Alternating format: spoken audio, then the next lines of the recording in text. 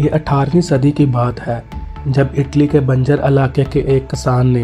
وہاں پانی کے حصول کے لیے ایک کنواں کھودنے کا فیصلہ کیا۔ دوران کھدائی اگرچہ وہاں سے پانی تو نہ مل سکا، لیکن وہ ایک ایسے شہر کی دریافت کا سبب بن گیا جس کو ڈھونڈنے کی کوشش تقریباً 2000 سال سے جاری تھی۔ جب اس کسان نے کھدائی کے دوران محسوس کیا کہ دوران کھدائی کچھ ایسی چیزیں اسے مل رہی ہیں جن کو دیکھ کر لگتا ہے شاید نیچے کوئی بستی آباد رہی ہو، تو اس کا ذکر اس نے اپنے علاقے کے سرکردہ افراد سے کیا، جن کی اطلاعات پر آثار قدیمہ والوں نے اس کی کھدائی کی تو ان کی حیرت کی انتہا نہ رہی کہ شہر ان کے اتنے قریب ہونے کے باوجود وہ اس تک نہ پہنچ سکے۔ یہ شہر جس کا نام پومپئی بیان کیا جاتا ہے اپنے عہد قدیم کی بدولت ماہرین کی تلاش کی وجہ تھا، جس کی کھدائی کے بعد کیے جانے والے انکشافات کی وجہ سے اس شہر نے دنیا کی توجہ اپنے طرف کھینچ لی، جو کبھی رومن امپائر کے بڑے تجارتی مراکز میں سے ایک تھا۔ اس کی تعمیر 7ویں صدی قبل از مسیح بتائی جاتی ہے۔ اس شہر کے کھنڈرات کو دیکھتے ہوئے لگتا تھا کہ یہاں کے رہنے والے اپنے مہذب تقاضوں سے پوری طرح آگاہ تھے۔ یہ شہر مختلف بادشاہوں کے زیر اثر رہ کر جب رومن امپائر کے قبضے میں پہنچا تو اس شہر نے ترقی کی منازل کو تیزی سے طے کیا اور مختصر سے عرصے میں رومن امپائر کا ایک بڑا تجارتی مرکز بن گیا۔ لیکن اس شہر کے مکینوں جن کو خدا نے ہر نعمت سے نواز رکھا تھا، اس شہر میں گناہوں کی ایسی بنیاد رکھ دی جس کی وجہ سے خدا نے اس کو قصہ ماضی بنا دیا اور آنے والی نسلوں کے لیے عبرت کی نشانی بھی بن گیا۔ تو ناظرین گرامی، آپ جانتے ہیں کہ تاریخ انسانی میں قوم لوط اس کردار کی حامل تھی جس نے ہم جنس پرستی کو فروغ دیتے ہوئے فطرت سے بغاوت کا جرم کیا اور بالآخر عذاب الہی کا شکار ہو گئے، جبکہ اس شہر کے مکینوں نے بھی اپنے آباء و اجداد کی پیروی کرتے ہوئے اس شہر کو گناہوں کی ایک ایسی بستی میں تبدیل کر دیا جہاں پر انسانی اور اخلاقی اقدار سر پیٹ کر رہ گئے۔ بعض ایسی روایات بھی ملتی ہیں کہ پومپئی شہر کے رہنے والے اپنے جیسے انسانوں سے تو بے حیائی کرتے ہی تھے، لیکن وہ تمام حدیں پار کرتے ہوئے جانوروں کے ساتھ جنسی تصاویر بنا کر شہر کے چوراہوں میں لٹکا دیتے تاکہ دوسروں کو بھی اس گناہ کی ترغیب دی جا سکے۔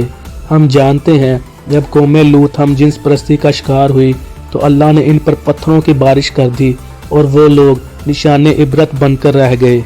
جب ہم اس شہر کی تاریخ کا مطالعہ کرتے ہیں تو ہم پر کھلتا ہے کہ اس شہر کے باشندے گناہوں میں کہیں آگے نکل چکے تھے، جن کی عورتیں بھی مردوں جیسی ہم جنسی جیسے بڑے گناہ کے دلدل میں دھنس چکی تھی، حتیٰ کہ جانور اور معصوم بچے بھی ان کے اس گناہ کا شکار ہونے لگے۔ ماہرین کا کہنا ہے کہ اس شہر کا ہر گھر عیاشی کا ایک اڈا بن چکا تھا،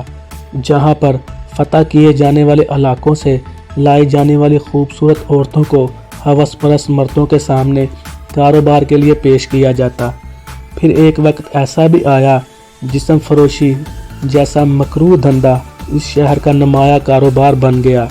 ان حالات میں جسم فروش لڑکی یا مرد کسی محنت کش سے کئی زیادہ سرمایہ کما لیتا تھا۔